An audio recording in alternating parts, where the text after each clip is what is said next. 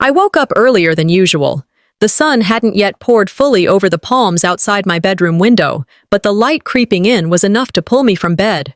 Naples was quiet this time of year, and our home, more of a compound than a house, sat like a pearl at the edge of the Gulf, the kind of place built for family, if family had ever truly lived here. I walked barefoot to the kitchen, the tiles cool underfoot.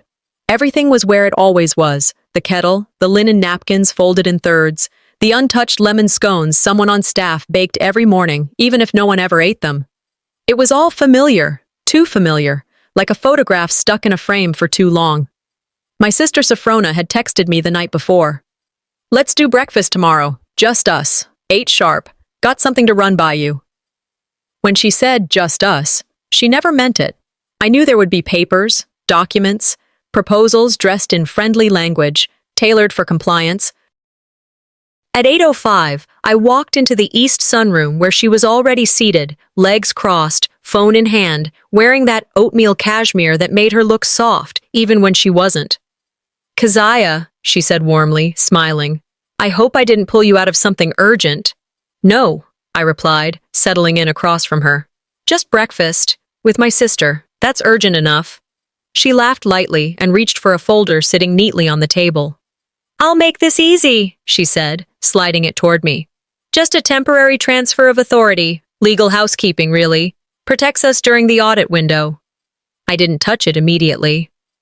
"You don't have to read it all," she added. "I've already sent it through legal, just signatures on page 3 and 5. I opened the folder anyway. The language was dense, like all corporate documents designed to dissuade reading. My name appeared 5 times, each in contexts that vaguely edged me away from ownership, not outright, but enough to feel like a tug at the seams. "You're good with this?" I asked her. "I wouldn't bring it to you if I wasn't," she replied, tone even. "It's just to help us breathe during this transition." She placed a Mont Blanc pen on top of the folder. Gold, personalized, not mine, I signed. And as I looped my signature the second time, I felt it, that moment of doubt, the kind that doesn't scream. It whispers. A chill you ignore because your hands are already moving. We used to share bunk beds. She always took the top, claimed she liked the view. Even back then, Sophrona knew how to talk circles around people, not with lies, but with charm. When she wanted something, she'd start by complimenting your strengths, then remind you how those strengths made you not quite suited for leadership. That hadn't changed. I remember being 12, sitting at the kitchen table trying to explain a science fair algorithm I'd developed. She'd listened, nodded, then later retold it to my father in her own words. She got the scholarship. I got the good effort speech. "In this family," I'd once joked to a friend, "the loudest voice gets the last word." But it wasn't a joke. She had a way of making you feel like the crown she wore was borrowed from you for safekeeping, only it never came back. I sat alone on the veranda later that afternoon, flipping through the signed pages again. Something wasn't right. An extra page. Clause 7B, transfer authority for operational decisions exceeding 7 figures. "I don't remember reading this," I muttered. I dialed Victor, our family's longtime legal advisor. The call rang, then bounced to voicemail. "In conference until Monday," the assistant texted a minute later. "Can I schedule for next week?" Trust doesn't break in shouts. It unravels in silence. Thread by thread. Word by word. That evening, I met an old colleague, Maya, for coffee. She now ran a small VC firm and had casually pulled up our company profile before I arrived. "Your name's not listed under executive structure," she said, brows furrowed. "Did something change?" I laughed it off. "Just internal reorg, legal cleanup." She raised an eyebrow. "Hope that cleanup isn't scrubbing you out." When I got home, I passed Dimity near the garden path. She was trimming roses, always without gloves. Said it helped her feel the thorns before they drew blood. We hadn't spoken much in recent years. After all, she used to drive us to school. Her loyalty belonged more to my mother's memory than to any title. But that day, she stopped me. Her eyes scanned mine, no smile. She said nothing, just stared. Then finally, "When a woman signs in silence, it's never peace, It's war she hasn't declared yet. I held her gaze, trying not to flinch. She nodded once, then returned to the roses. Later that night, I opened an old leather notebook and began to write. Not strategy, not timelines, just thoughts. Dinner was arranged like all Sophrona's events, polished, performative. A few board advisors, 2 senior investors, and me. I arrived late on purpose. The table shimmered under chandelier light. Crystal, silverware, name cards. But the card in front of my seat didn't say co-founder, just Ms. Keziah Thora. Midway through the first course, she stood and tapped her glass. As we prepare for the next phase of our journey, she began, I want to recognize those who helped build the foundation, especially my sister Keziah, whose early contributions were invaluable. Early contributions, like I'd retired or died. No mention of the company we co-architected. No recognition of the IP I'd coded from scratch. Just a neat placement of me in the past. I raised my glass. It was empty. I built the bones, I whispered to myself. She dressed the corpse. She leaned in as dessert was served. I could smell the orange zest on her wrist from her lotion. You trust me, right? She whispered, smiling. I smiled back, just enough. 3 days had passed since that breakfast with Sophrona. I hadn't slept deeply since, not out of fear, just the kind of restlessness that sets in when you know something's been taken, but you're not sure what yet. I'd been waiting for the other shoe to drop. It did. I was scrolling through my phone while sipping coffee on the patio. The breeze carried the scent of salt and jasmine, which used to soothe me. But that morning, the taste of bitterness cut through everything.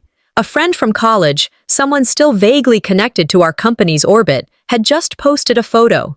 White linen tables, gold-rimmed glasses, lights strung overhead like a Pinterest dream. The caption read, At the Private Founders Gala, honoring vision, legacy, leadership. In the center of the photo stood Sophrona, head high, smile calculated. Her arm was linked with a hedge fund manager from Boston, a man who once asked me if I actually built any of the tech. I blinked twice. Gala. I hadn't received any invite. Not a text, not an email, not even a call from the assistant who usually triple confirmed anything involving branding. I tapped into the company portal. The login screen spun for a while, then spit back an error. Access denied. I tried again. Same result. It felt like trying to break into my own home and finding the locks changed. While watching a party inside through the window, they were celebrating my funeral, and I hadn't even been allowed to pick the casket. I showed up anyway. A little later that afternoon, I drove out to the venue, one of those luxury golf resorts that smells like money, sunscreen, and old grudges. I wore a charcoal pantsuit, nothing flashy, but sharp enough to draw respect if anyone cared to look up. At the check-in table, a young woman in a headset greeted me. Hi there, name please? Keziah Thora, I said clearly. She frowned, tapping something on a tablet. I'm not seeing that name on the guest list. Let me check. Ah, wait, here you are.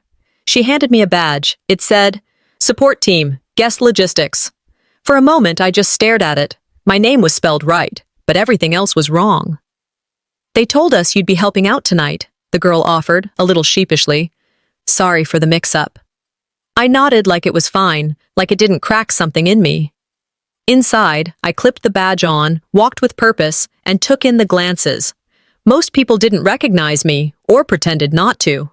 I remembered something my mentor once told me years ago when we were preparing for a funding round and someone kept getting my title wrong. The moment they misspell your name, she said, they're already rewriting your role. Sophrona saw me 20 minutes in. She crossed the room effortlessly, her heels silent on the polished floor. She was wearing emerald silk, hair pinned back like a senator's wife. Keziah, she called, opening her arms like this was some kind of reunion. You made it. I wasn't sure you'd want to come. I didn't hug her. I barely nodded. She leaned in, smile still pasted on. Let's not make this about you, okay? Before I could reply, someone tapped a glass. Lights dimmed slightly. A voice announced, Please welcome the visionary behind our firm's continued success, Sophrona Vale." The room applauded like clockwork. I stood in the back, between a server refilling wine and a man too deep into a conversation about equity structures to notice anything else. I watched her ascend the small platform, speaking into the microphone with poise, clarity, and a warmth I once believed in. She talked about resilience, about pushing through in times of uncertainty, about the importance of legacy and continuity of leadership. Not once did she say my name. Toward the end of her speech, someone touched my arm. An older family friend, soft-eyed and well-meaning.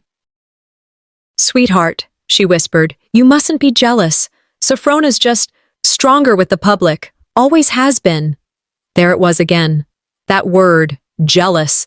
It landed like a slap dressed in pearls. I stepped outside after that. The air was cooler than expected, and quieter. The garden lights glowed like distant stars. It was the same garden I used to play in as a kid, when Mother was still around and we were all pretending the house was a home. I walked past the stone bench I used to read on, past the tree where I buried my first journal in a tin box, convinced it would outlast me. "I gave them silence as respect," I whispered, voice barely audible. "They gave me absence as revenge. They hadn't forgotten me. That would have been mercy. They had erased me, with precision, with smiles."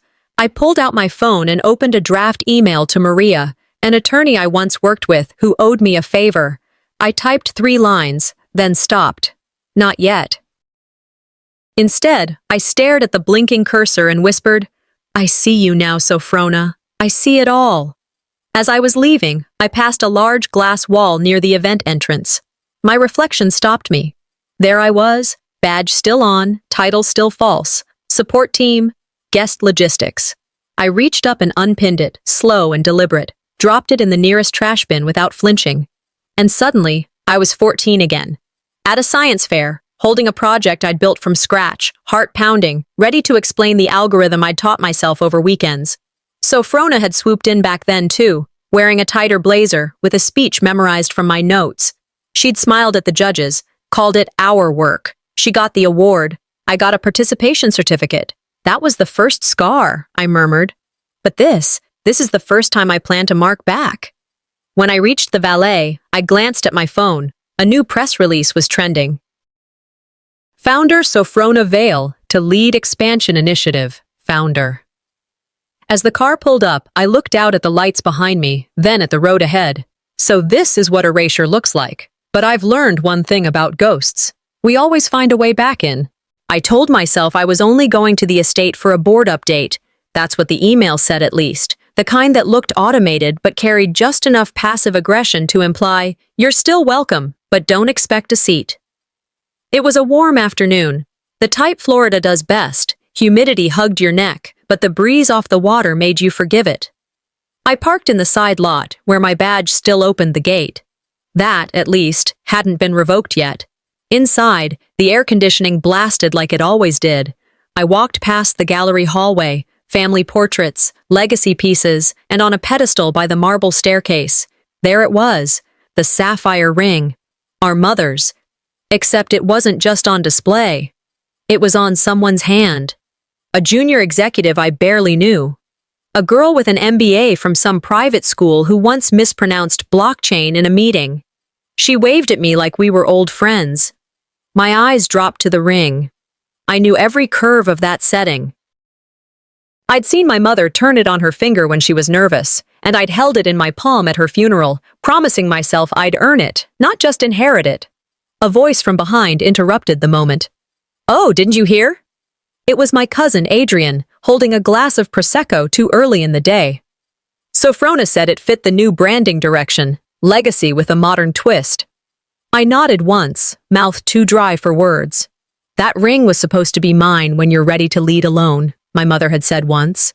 Apparently, someone else was ready before me. The boardroom corridor was too quiet. I slowed down when I heard my name, not spoken to me, about me. "Yeah, we're onboarding the new tech director next week, Sophrona's orders." A voice from behind a cracked door. Male, young, probably an intern. My hand froze mid-step. New tech director? No mention, no transition, no call. I wasn't being eased out, I was being overwritten. I stood there long enough to feel the heat crawl up my neck and settle behind my ears. Then I walked past like I hadn't heard a thing. That hallway had been mine once. Every design sprint, every investor call, every late-night war room, it lived there in those walls. But now, I was a rumor floating through someone else's airspace. You don't get fired when family's involved, I murmured under my breath. You get rebranded out of existence. Outside, I made my way to the garden, same garden I'd retreated to 2 weeks ago after that cursed gala. The elder tree still stood at the corner. I helped plant it when I was 25, after our first round of Series A closed. Back then, I'd thought it would outlive the company. Now, I wasn't so sure. I found the old stone bench. It had a crack running through it now, moss gathering at the base. When did being quiet stop being wise and start being weak? I asked the air, more prayer than question.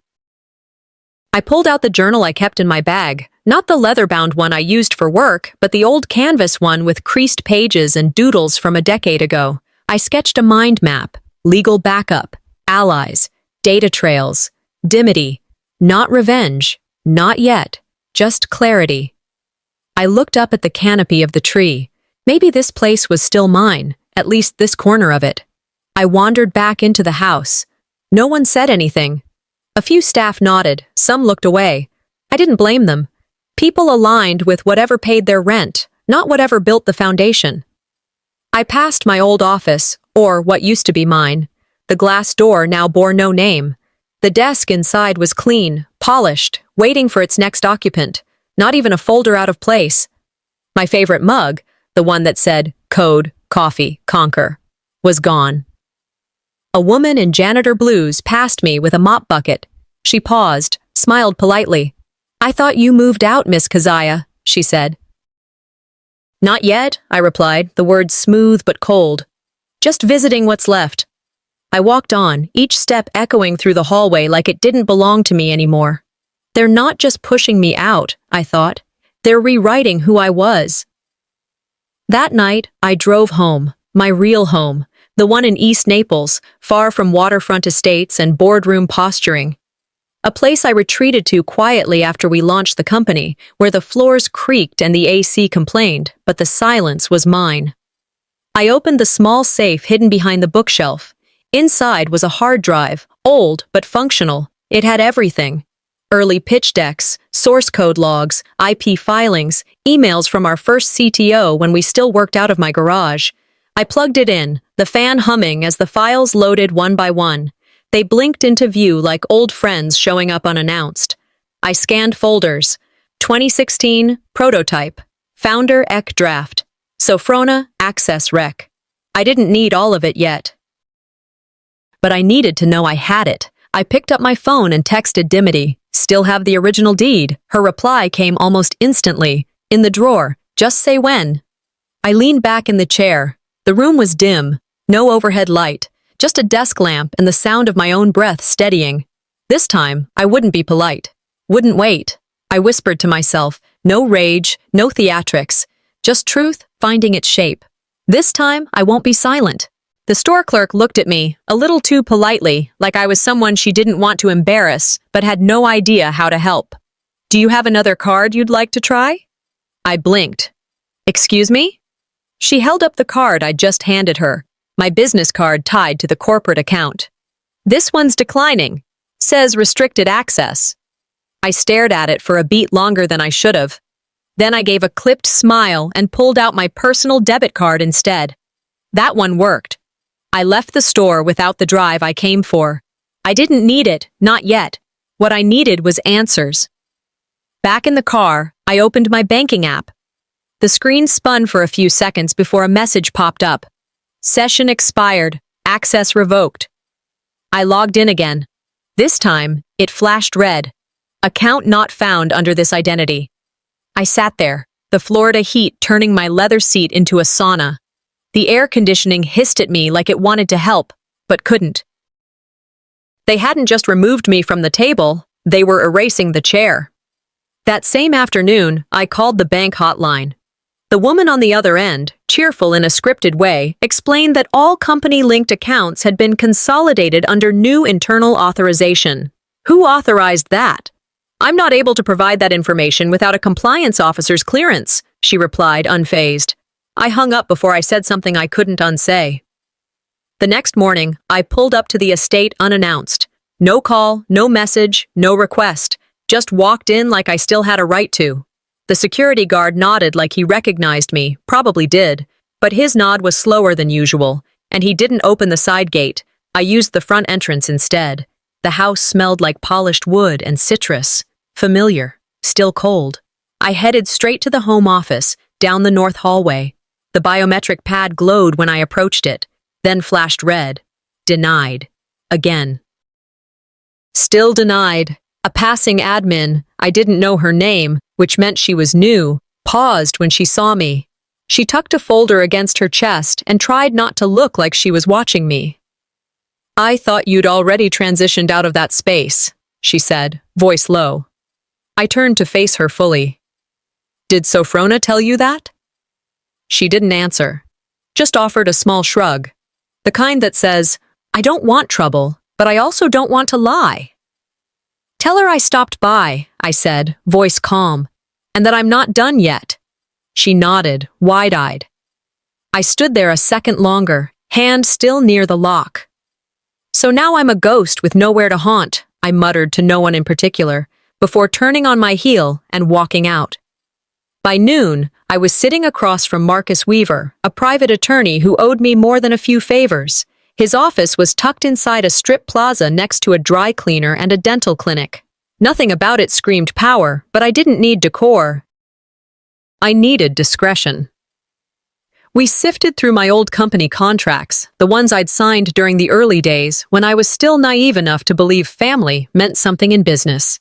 Marcus clicked through the documents, frowning deeper with each file. Your name's been pulled from 2 major equity records. Board votes, looks like proxies. You didn't sign off on any of these? I shook my head. I didn't even know there was a vote. He leaned back, hands tented. They filed something called an emergency structural realignment. It allowed them to bypass direct shareholder engagement under the clause you signed 3 years ago. That clause was for acquisitions, I said, my voice sharper now. Not internal shuffles. He nodded grimly. That's how they got creative with the language. I closed my eyes for a long breath. My heartbeat didn't spike. It slowed. Legally, he continued, it's clean, but only because no one fought it. You want back in? I opened my eyes and met his. No, I want the truth on record. Back at the estate that evening, I sat in the car for a long while before stepping out. The driveway lights were on, casting long shadows across the marble. I wasn't here to argue, I was here to finish pretending. I stepped inside and walked through the kitchen without being noticed. The housekeeper, Anna, saw me, but said nothing. She wiped the counter like it was just another Tuesday. In the West Wing, I recorded a voice memo, nothing long, just 3 sentences. We need to talk. This ends tonight. I won't let you pretend anymore. I sent it to Sophrona. Read receipts on. Played. No reply. I walked to the study and opened my laptop. Drafted an email. Subject line. Formal notice of objection. It was precise, unemotional. Bullet points and timestamps. The kind of email that makes people sit upright. Then I printed it.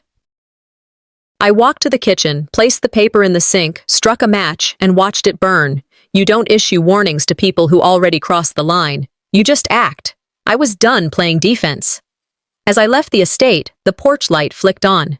Standing near the edge was Dimity, still in that faded green apron, hands tucked into her pockets. She didn't say a word at first, just handed me a plain envelope.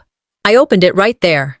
Inside, a photo of the original deed, my signature, my name in ink, and a business card. Offshore legal.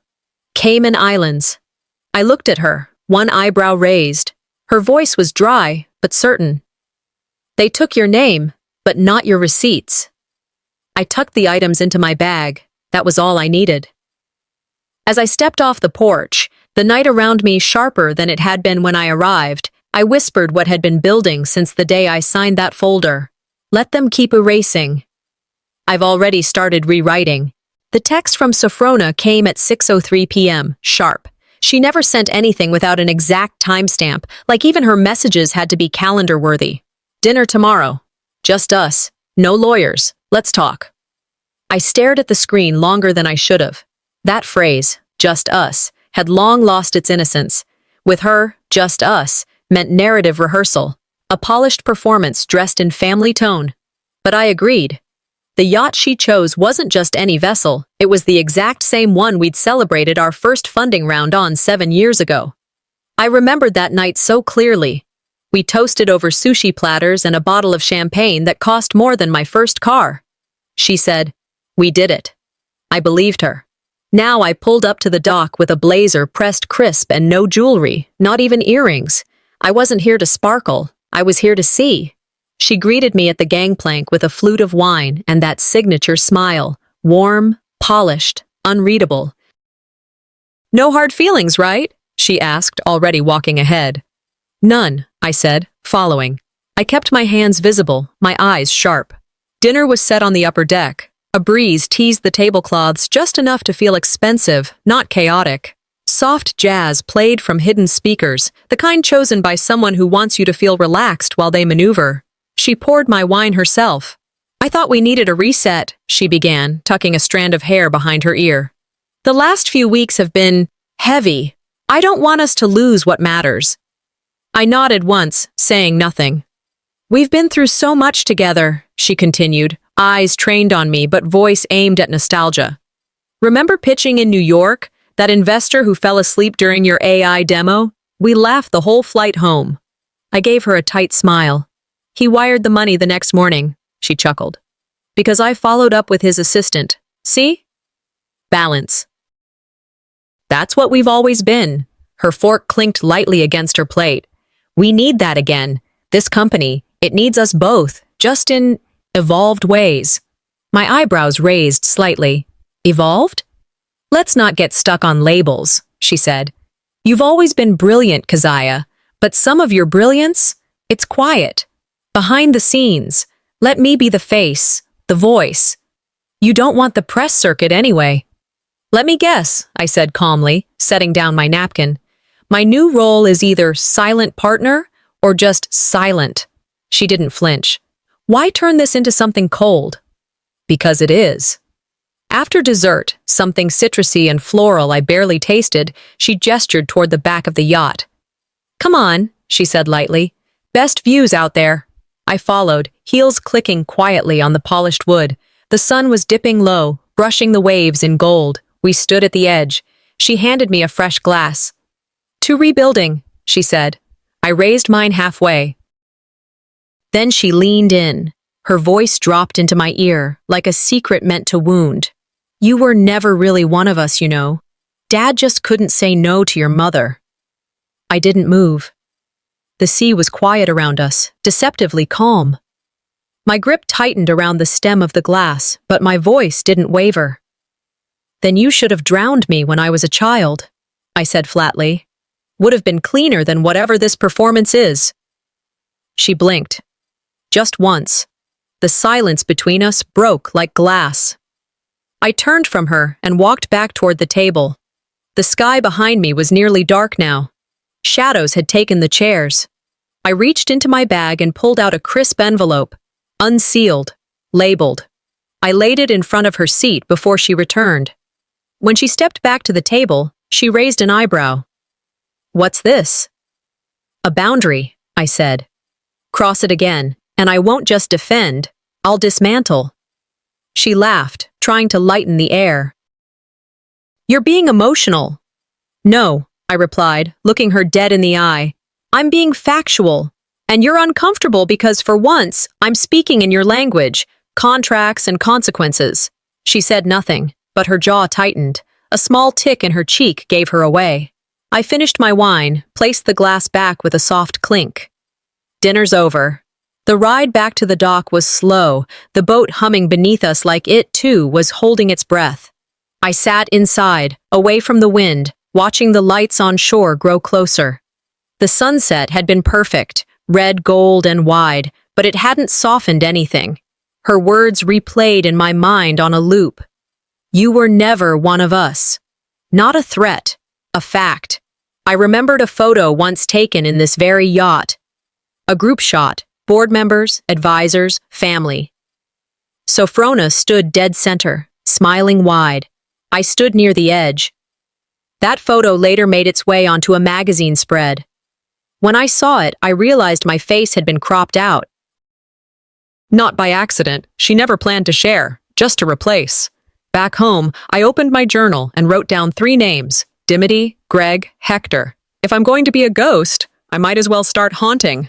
The lock clicked one last time behind me as I stepped out of the Naples condo. I didn't look back. I didn't take anything that wouldn't fit in one bag. No lingering, no glances at framed photos. Just a clean exit. A vanishing act I didn't even announce. I had turned off my main phone the night before. The number was tied to too many things: calls I didn't want, access I no longer trusted. In its place, a prepaid SIM slipped into an old flip phone. No contact sync, no apps, just numbers I memorized. I logged out of every email, encrypted everything important into an external drive, and set a timed auto-response that read simply, unavailable indefinitely. If they wanted me invisible, I'd oblige, but not the way they intended. 2 hours south, tucked along a pine-fringed inlet, sat a cabin that once belonged to a friend who believed in disappearing as an art. No internet, spotty cell service, wood stove, and solar backup. It wasn't a hideout. It was a blank page. Days passed, and the world didn't come looking. Not a call, not a ping, no one missed me. That was my confirmation. My absence hadn't disrupted anything, because they'd already written the story without me. All I'd done was stop showing up for a part they never meant me to keep. To erase someone, I remembered reading once, you don't kill them, you just make them forgettable. On the 3rd morning, as fog still clung to the treetops outside, a delivery arrived. No courier name, just a brown envelope left at the steps. Inside, a crisp legal-sized folder and a smaller padded pouch. I sat at the kitchen table, coffee going cold beside me, and read every line. The document was the original company deed, filed 7 years ago. My name in ink, dated and notarized, the founding date, my equity percentage, my legal signature. The second item, a thumb drive, labeled in black Sharpie, backups, before transition. There was no note, but I didn't need one. The handwriting on the label, the careful precision of the folder, both pointed to Dimity. She had saved what they tried to burn. I stared at the documents for a long time. Not because I doubted them, but because of what it meant. The woman who once drove me to summer camp had done more to protect my legacy than my own blood. I placed a hand on the folder, let my fingers rest on the crease like it was the pulse of something still alive. They hadn't destroyed everything, not yet. I spent that afternoon comparing documents. My eyes scanned the PDF files I'd saved months earlier, placing them side by side with the physical originals. On paper, everything looked nearly identical. But line by line, small changes screamed at me. Language shifted subtly. A clause moved. An expiration date advanced 6 months. A signature stamped at 2:12 a.m. when I was logged into an international conference call from Seoul. I opened a spreadsheet and began cataloging each change. Color-coded, green for formatting inconsistencies, yellow for questionable phrasing, red for potential legal fraud. One line in particular stood out. Executive removal clause may be triggered upon 60% board consensus, with founder consent implied under digital majority unless specifically objected. Founder consent, implied. That clause didn't exist in the original. And the signature, mine, forged, slight upward tilt, sharper Z than I ever wrote. They didn't just betray me, I said aloud, jaw tightening. They rehearsed it. For the next 6 hours, I didn't stop. Every file was sorted, backed up again. Evidence folder, legal ready, documented chain of tampering. By nightfall, my fingers ached, but the weight in my chest had changed. Truth, when structured properly, is the loudest scream in a quiet room. The next evening, I returned to Naples, not as myself. A dark hoodie, sunglasses, and a clipboard got me through the front doors of my old office building. I moved like I belonged, because once upon a time, I did. Now, no one questioned a tech contractor coming in after hours. It was the nature of these buildings. Faces came and went. My erasure had made me a perfect ghost. On the third floor, I paused outside what used to be my office. A large canvas print of Sophrona smiling at a ribbon cutting hung across the hallway. Below it, a quote I had written once for a keynote, now credited to her. I didn't linger. At the edge of her suite, I planted a small audio bug behind a lighting panel. Gifted to me years ago by a CTO friend who believed trust was a luxury, not a default. The bug was discreet, no bigger than a thumbtack, activated remotely. I stepped back, adjusted my badge, and walked out like nothing happened. This wasn't revenge. This was reclamation. Later that night, back in the cabin, I opened my laptop. Offline mode, secure shell access. I drafted an email to 3 board members. 2 had been silent during my ousting. 1 had been neutral. None had voted for my removal, but none had opposed it either. Attached, redacted proof of forged signatures, data logs, and a timeline of events. The subject line read, "Timeline clarification, in good faith." Below it, I typed one sentence. "I never left. You just stopped seeing." I saved the draft. Then I recorded a video. No makeup, no lighting tricks. Just me, a camera, and a simple statement. I'm not asking to be included. I'm reclaiming what was always mine. I paused. Let the silence stretch. If this video reaches you, it means I didn't check in. Don't waste time mourning me. I'm not dead, just done being quiet. I uploaded the video to a private vault server, protected by 2-factor encryption. And as the screen blinked green, confirming the upload, I said out loud, "If they want a war of ghosts, they're about to meet the one who remembers everything." The camera feed was delayed by about 3 seconds, but that didn't dull the sting. On my tablet screen, Sophrona stood behind a polished oak podium, black dress crisp, expression serene. The estate's banquet hall looked exactly as I remembered. Gold-trimmed drapes, calla lilies at each table, soft piano humming in the background, a private memorial held in my name. "She was a brilliant but fragile soul," Sophrona said. "We lost her too soon." The crowd murmured in unison. Some nodded, others dabbed at corners of their eyes with monogrammed napkins. Mourning performed, not felt. A handful wore black as if this entire production demanded costume adherence. They believed I was gone, or at least they liked pretending it. My hand gripped the tablet tighter. They're grieving a death they orchestrated, mourning a vacancy they manufactured. I whispered to no one but the shadows of the surveillance room I had broken into last night.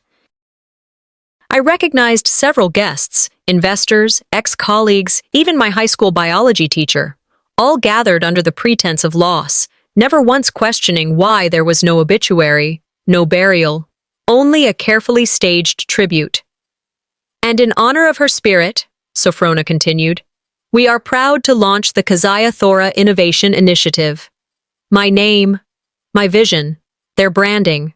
A slow nausea twisted through me. Not because I was surprised, but because even this, even death, had become marketable in her hands. Dimity's voice crackled softly in my ear through the earpiece.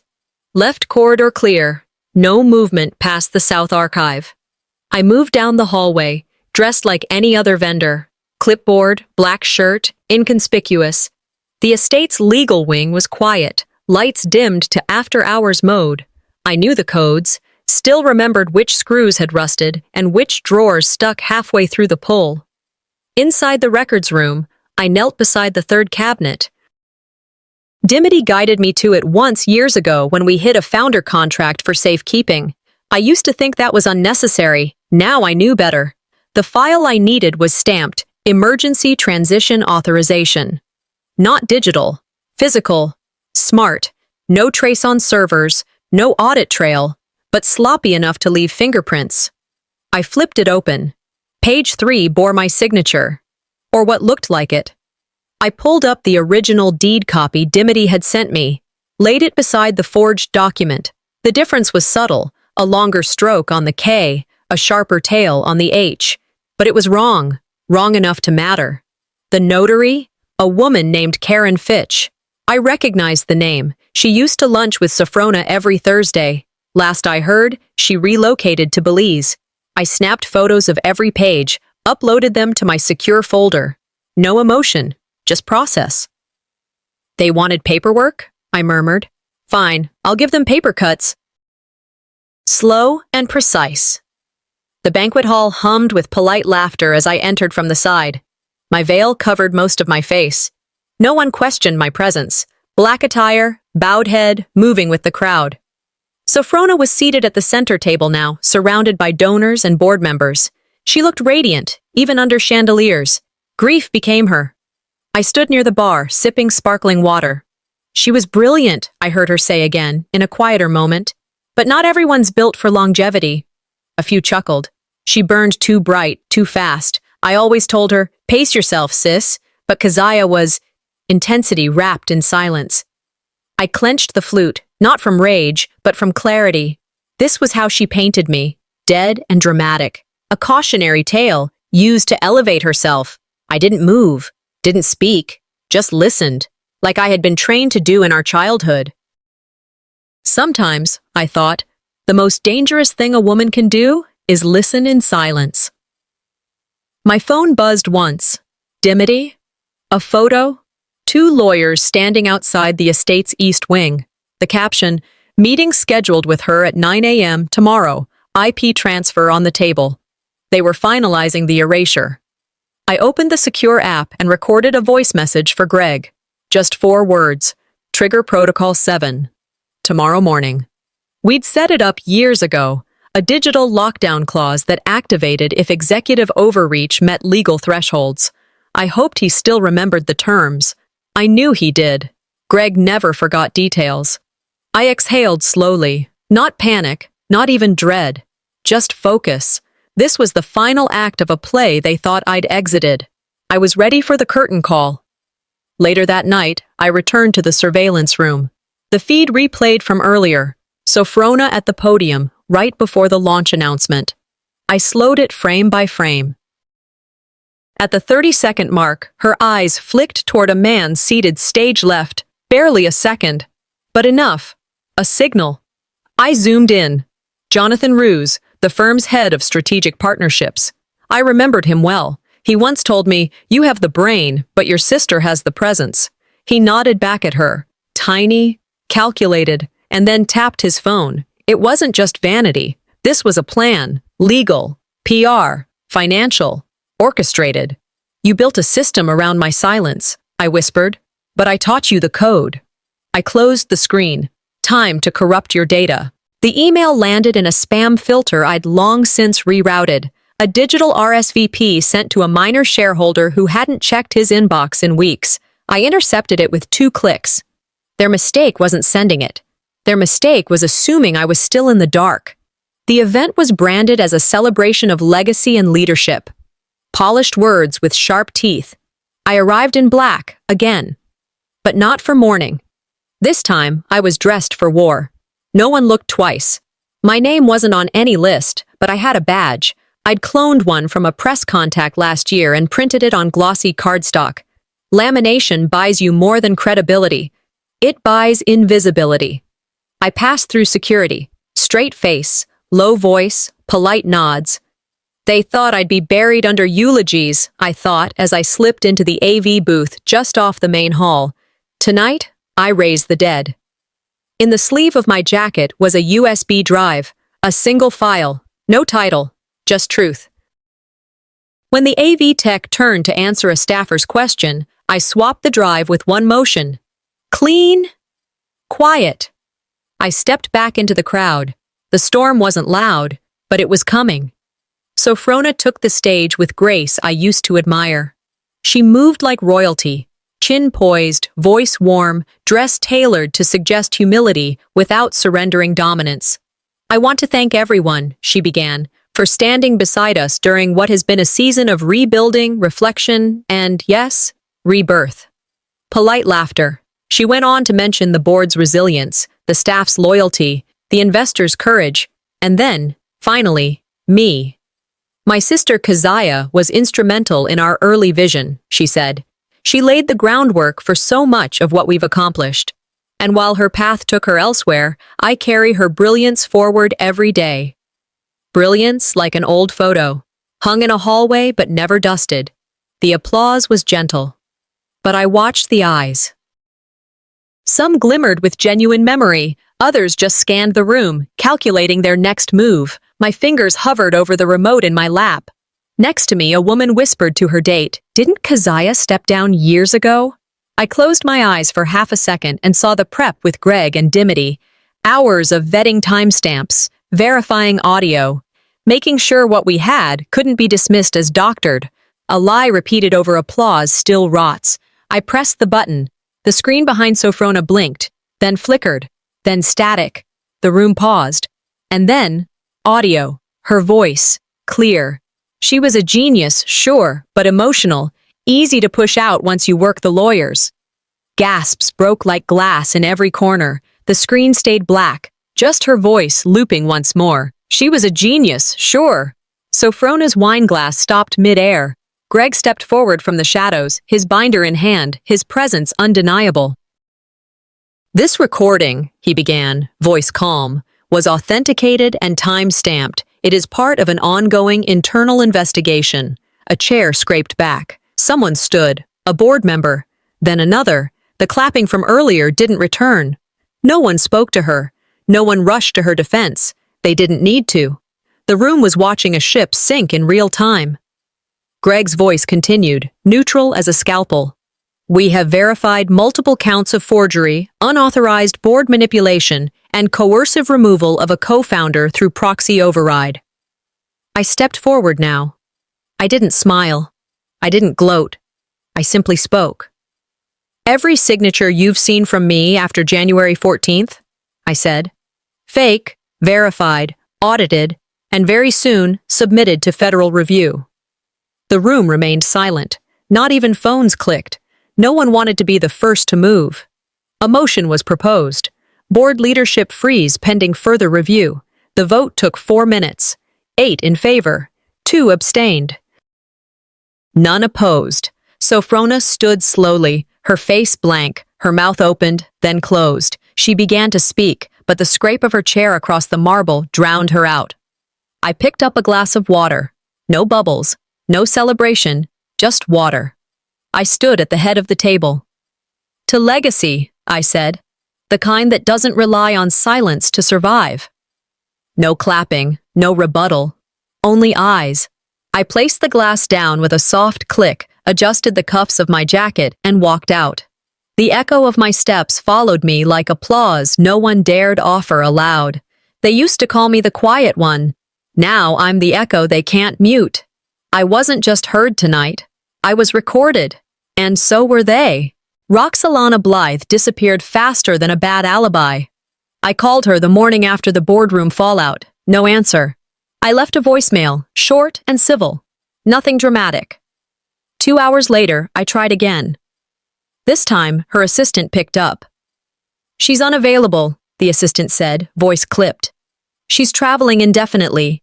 Europe, maybe." "Europe?" I repeated. "Since when?" A pause. Then, "She didn't leave a forwarding contact.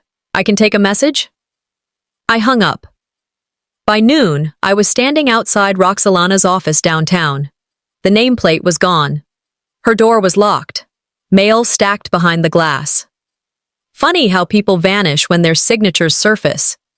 Especially the ones who witnessed yours without ever meeting your eyes.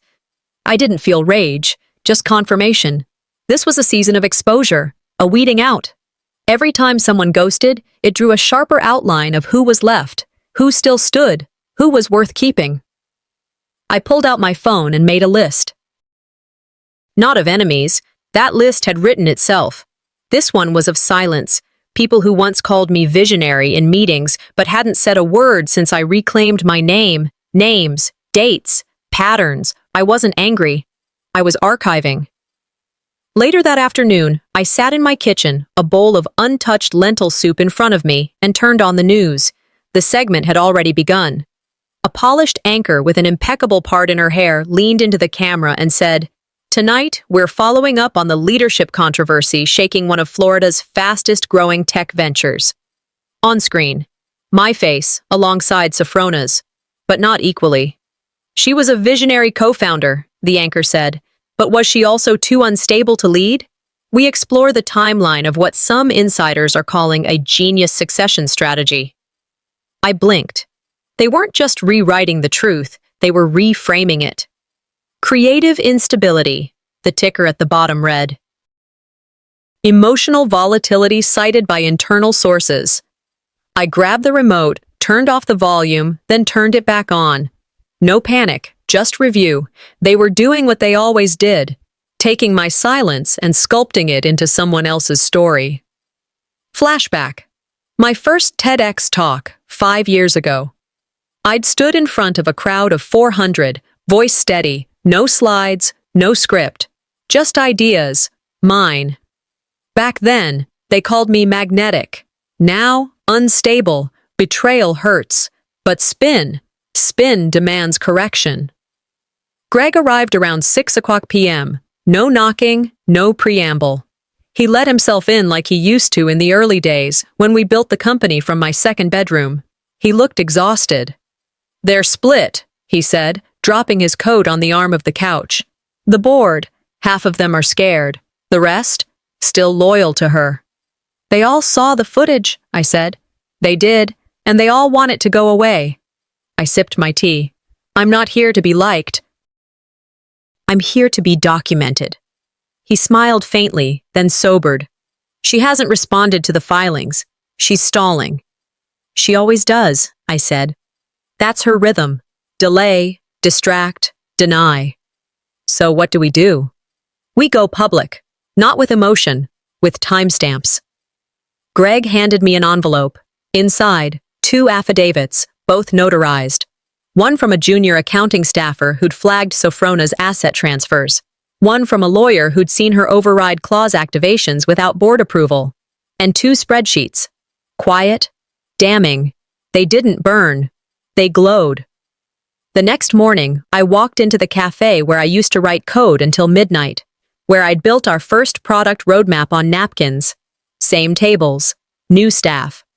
The barista, a young woman with lavender nails, looked up and said, "Hey, you're the one they're trying to erase, huh?"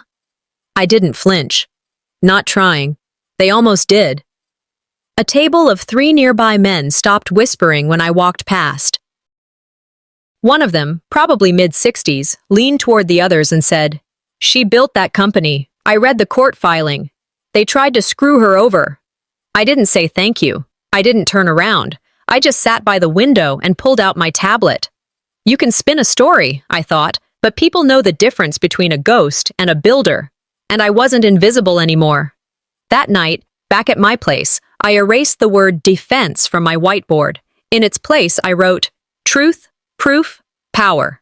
Then I set my next moves in motion, submitted a formal ethics complaint to the board, attached documentation, clear, factual, filed with timestamps, scheduled a closed interview with a journalist I trusted, not for exposure, yet, just context, history. Compiled a digital packet labeled Discrepancies, Verified. Sent copies to 2 legal firms outside the state. A precaution, not paranoia. I wasn't preparing for war. I was enforcing the truth. No more rebuttals, only records. And then as I closed the lid of my laptop, I said it aloud, softly, clearly. If they can't silence me, they'll try to outshine me. But this time, I brought floodlights. The video had been authenticated. That was the message Greg left me early that morning. No greeting, no pleasantries, just a straight-to-the-point voicemail. The confession's in the court record now. It's done. I sat alone in my study, sunlight spilling through half-closed blinds.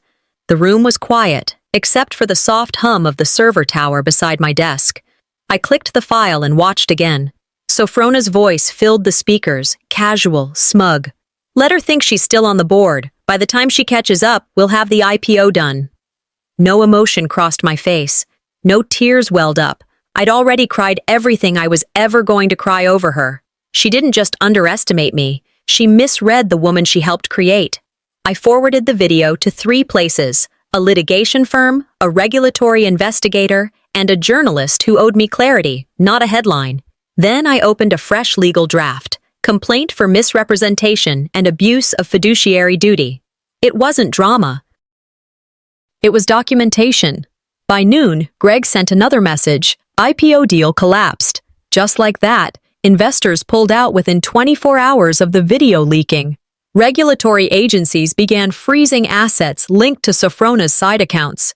Whispers spread internally.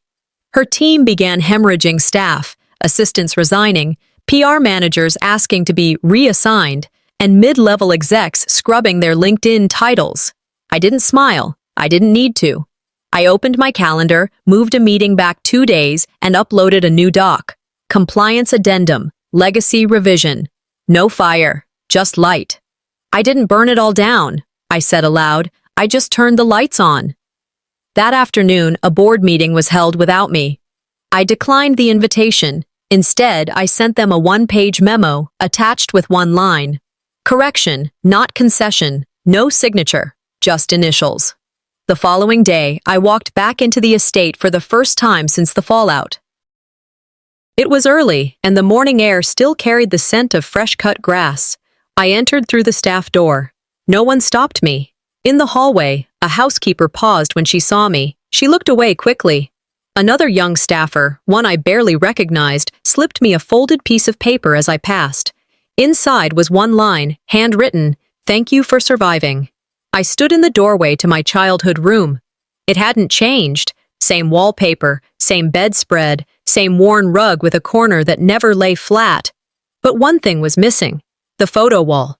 I used to be up there, between graduation and our first pitch event. Now, the frame that once held my image was filled with a landscape shot of the company's main campus. "They took the frame," I whispered. "But I'll always be the foundation." I walked in, picked up the final box of my things: an old notebook, a dried flower pressed between pages, a plaque I never hung, and walked out without hesitation. As I passed the boardroom, I heard voices, quiet, uncertain. They were learning how to fill space she'd once commanded. Let them. That evening, I sat at my kitchen table with a sheet of thick ivory stationery in front of me. It was the kind we used to use for thank you notes. I only ever wrote 3 in my life. This one wasn't a thank you. It wasn't even forgiveness. It was final. Sophrona, you broke what you thought you owned, but I was never yours to manage. You didn't dethrone me. You dethroned the illusion you built. This isn't a plea or a warning. This is closure. And closure, I've learned, doesn't come in conversation. It comes in choosing not to chase explanation anymore. K. I folded the note neatly and walked it over to the estate. I left it in her study, on the same chair she once pulled out for me when I was 15 and terrified of my own ambition. As I left, I remembered something Maya Angelou said, something I wrote in a journal once. When someone shows you who they are, believe them the first time. This time I did. News outlets ran the headline 2 days later. Sophrona Veil suspended, legacy under review, company in stabilization mode. They called it a crisis of ethics. They used terms like internal reshuffling and governance review, the usual sanitized language, but the truth was louder. She was out. Company shares frozen.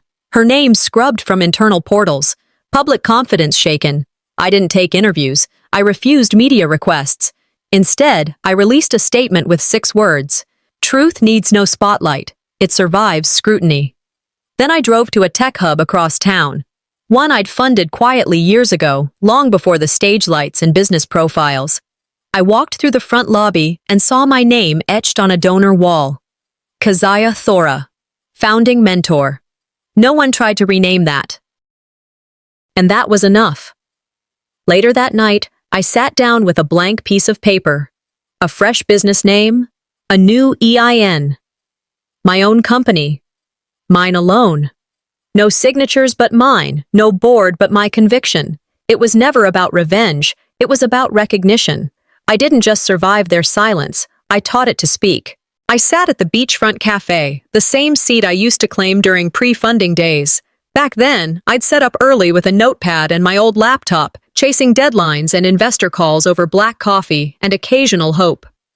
Now the only thing in front of me was a quiet morning and the ocean's hush. No reporters hovered nearby. No photographers waited for a misstep. There were no whispers, no lingering glances, no apologies, just me, a corner table, and a view I'd forgotten to notice. Silence used to ache. It used to mean isolation, shame, the fear that if no one was calling, I'd already been forgotten. Now, silence felt like air. I pulled out my phone, not to scroll, just to glance. The unread messages sat in a tidy row. One from a former board member, another from a distant cousin, a few from colleagues pretending they didn't stand by while I vanished. One text from Sophrona. "You won. Was it worth it?" I stared at it for a full minute. I didn't reply. Lunch with Greg came 2 days later. We met at a diner tucked between a dry cleaner and a shuttered flower shop, one of those places with sticky menus and honest coffee. He looked older, not in years, but in weight. The kind people carry when they've watched too much unfold too close. "They're still spinning it," he said, stirring his tea. "But no one's buying it anymore." "I know," I said. "I'm not trying to correct the narrative. I'm letting it fall apart on its own." He smiled. "You're letting them hang themselves." "No," I shook my head. "I'm done fighting. I've rebuilt everything I needed to. The rest isn't mine to fix." We talked about timelines, outcomes, things still pending. The noise behind the scenes hadn't stopped, but it was fading. The machine was sputtering, out of fuel and excuses. When the check came, I paid it. Before we stood to leave, I looked him in the eye. "Thank you," I said, "for staying when it wasn't popular to." He didn't speak. He just placed his hand over mine and nodded. Some thanks don't need full sentences. I parked by the park that afternoon, the one with the oak tree and the swings that once held dreams bigger than my name. It was quiet, not deserted, just content. I sat under the tree I used to nap beneath as a girl, my legs crossed, a journal resting on my knee. No tech, no audio files, no legal memos, just ink and space. I wrote slowly, not strategy, not planning, just gratitude. I made 2 lists. On the left, what I kept, my name, my clarity, my sanity. On the right, what I let go, the need to be acknowledged by those who refused to see me, the illusion that blood equaled loyalty, the version of success built on someone else's approval. I closed the notebook. My mother once told me, "Be so rooted that even the storm can only pass over you." Now, I understood what she meant. I walked the park for a while after, watching children play, hearing dogs bark, letting the world exist without needing to own it. Freedom didn't feel loud, it felt steady. The bracelet arrived that evening, no note, no name, just a padded envelope on my doorstep and a memory inside. Silver, dull in places. A tiny inscription on the inside edge, the initials of our mother. I held it in my palm for a moment, thumb tracing its worn edges. No emotion hit me, just a quiet breath. I didn't call Sophrona, didn't ask if it was her. I placed the bracelet in a small wooden box labeled not with my usual tags, but with something new. Memory, not leverage. I wouldn't use her sentiment as a weapon. I'd just let it be what it was. I thought of Dimity, the woman who never turned her back, who kept the documents that kept me afloat. She ran a small nonprofit now, funded quietly by a line item in my new company. That night, I wrote her a note. Just one sentence. "You reminded me I wasn't invisible." I signed it with my full name. My new apartment overlooked a quieter stretch of the city. No skyline, no penthouse elevators, just a second-floor walk-up with creaky floors and windows that stuck in the morning humidity. I decorated it myself, not because I wanted to prove something, but because I needed to remember what choice felt like. There were no assistants, no Pinterest boards, no curated aesthetic. Just comfort. The walls were bare, except for one frame above my desk. Inside, a single sentence printed in clean black font. "I exist, and that's enough." I started a new mentoring circle that month. Women who'd been overlooked, underestimated, talked over in rooms they built. We met weekly, not for validation, but for vision. They didn't need to learn how to fight. They needed to remember they'd already survived. I didn't tell them my whole story, not yet. But someday I will. Not as a victim, as a witness. The doors to the federal courthouse swung open with a soft but determined hum, and I stepped inside, not nervous, just poised. I carried only a slim briefcase and resolve. Sophrona sat at the plaintiff's table, her posture stiff, her face pale.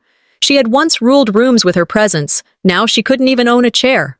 I walked down the aisle, settled at my seat across from her, and opened my file. Every document was arranged with quiet precision. This wasn't about drama.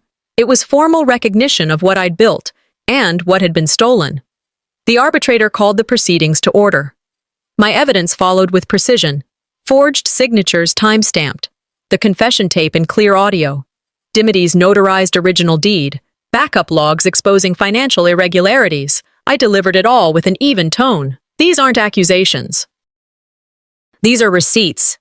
Sophrona tried to rise, but the mediator's voice cut her off. You may speak after the facts are presented. I closed my file gently, said, They wrote me out of the story, so I rewrote the whole book. Silence followed me out of the courtroom. The verdict arrived quietly, but its impact roared. My ownership stake was reinstated in full. Sophrona would face personal penalties, plus a requirement to issue a public apology tied to a private settlement. She offered hush money, an offer drenched in spin. I declined. Instead, I said, I don't need hush money. I need legal record. And for good measure, you don't unsteal a throne. You strip the illusion from it. 2 days later, a small package arrived at her estate. I sent it myself. Inside, the original pitch deck we created together, burned onto a flash drive. On the note attached, I wrote, Here's what we made. Here's what you broke. This is the last thing I'll ever send you. She never replied. I didn't expect her to. The gift wasn't the file, it was that I didn't need it anymore. Weeks later, I sat across from a well-respected journalist, not for scandal, but clarity. The article that followed bore the title, The Silent Partner Who Wasn't.